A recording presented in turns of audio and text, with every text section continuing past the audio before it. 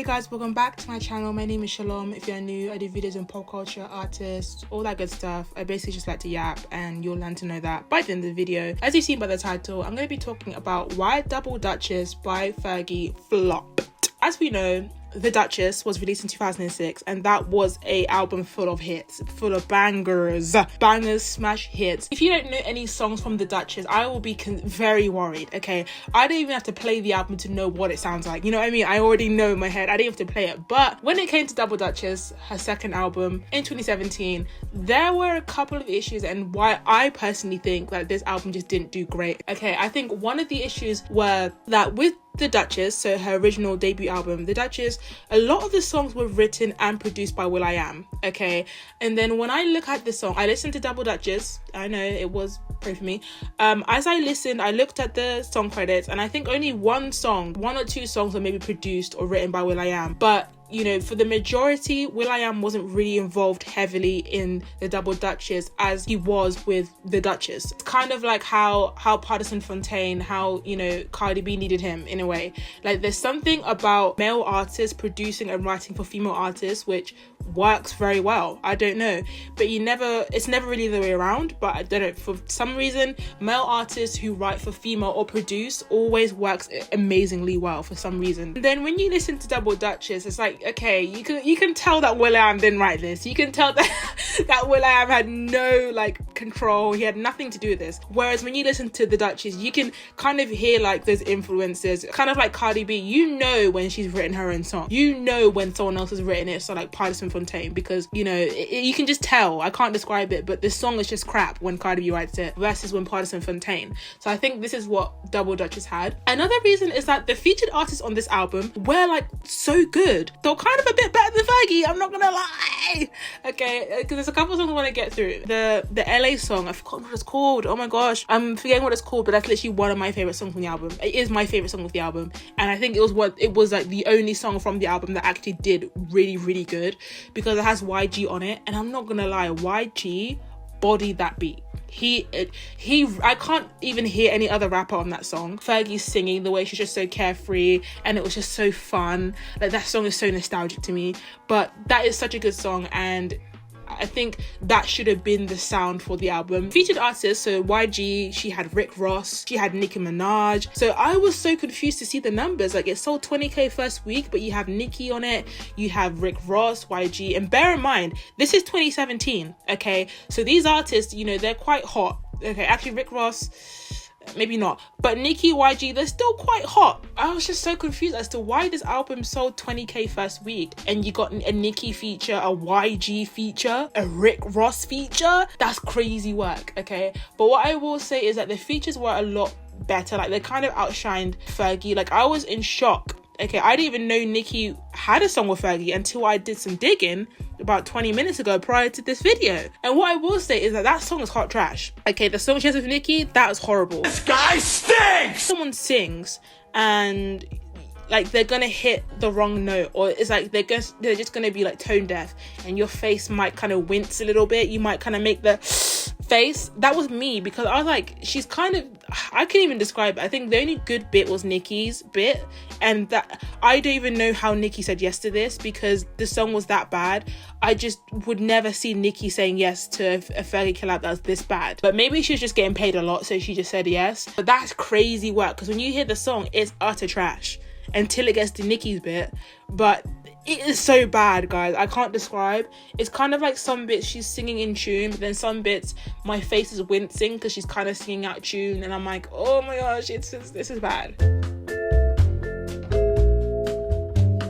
Yeah, that's what I will say for the Nicki Minaj song. And then she has a song with Rick Ross, and I actually love the beat and the instrumentation on that song, but Fergie just doesn't do the beat justice. Like Rick Ross does like pretty decent, but I find with a lot of the beat and the instrumentation in the songs, Fergie just doesn't do it justice. Like she doesn't flow with the beat or with the instrumentation in a way where it's like actually good and it sounds great. That's something I found. That beat, the song with Rick Ross, that beat was just wasted on Fergie. That could have went to someone else. That could have been used on someone else, and I think they could have really ate that beat up, but it just wasn't giving what it's supposed to give.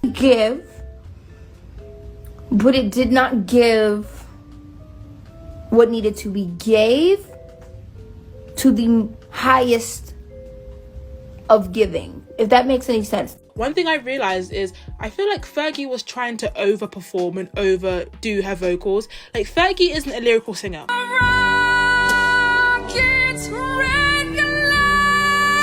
We know that, okay? We've heard that, we know that. But I feel like in a lot of the songs, she was really trying to prove that she was like some vocalist, like she was Christina Aguilera or like freaking Beyonce or something. Like, she's really trying to push herself over what she could do. And in some songs, her voice sounded very strained and like very hurt in a way. And it kind of just made my face wince. Like, I was like, oh, no, sweetie, no. Like, she was trying to overdo, she's trying to sing something that she couldn't sing, point blank period. When if she had just stayed in her lane and stayed in her little rapping, kind of low-key, nonchalant lane, then you wouldn't have to see my face wincing every 5 minutes. And this could be very random, but when I listened to this, I was like, why does she sound like Iggy Azalea? Marks.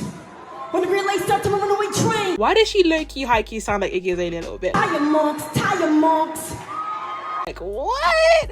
Is it just me? I think it's just me, but she low-key, high-key sounded a little bit like Iggy Azalea in some songs. I was like, Iggy? Is that you? Iggy, okay. Something I found in this album, a lot of the songs, is that I don't really know what she's saying. Like, the beat and the melody is kind of carrying the song of what she's singing, but even the lyrics, they don't really make that much sense. She's just talking about a bunch of things and she's like, like, you know what I mean? Like, it's not really making sense. Some of the melodies for a lot of the songs, they're not really that pleasing to my ear. I'm just like, oh my gosh, like, who's writing this, bro? And a lot of these songs have 8, 9, 10 writers on it, and it's like when you hear the song, you're like, no way 8 people gathered together in one room to write this trash. Like, this should be illegal. Like, what? 8 people collectively said, right, this is a smash hit, we're gonna release this sounds amazing. And the whole time my face is wincing because I'm scared she's gonna break her voice. Like, what? This might sound harsh, but I feel like by 2017, when she released Double Dutchess, I feel like Fergie's time had passed, bro. Like, it was done, it was finito, as Chief Keef says, and I don't think that's a bad thing to say. I don't think every artist in the past that was popular in the 2000s and, you know, the 90s, I don't think every artist needs to have a comeback.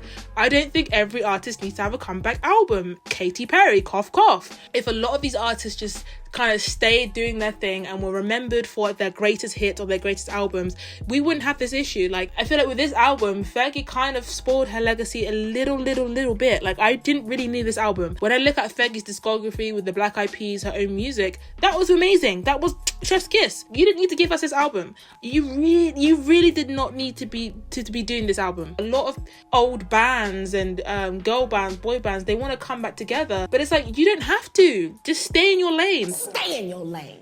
Stay down where you are. It's okay. We love your old songs and we'll always love and appreciate them, but it's not all the time you have to come back. Music isn't like it was in 2010. A lot of the things that got a lot of views, like the MILF video that she had, is because she had so many cameos. She had like Kim K and she had like Ciara and all these models, right, who were supposedly MILFs.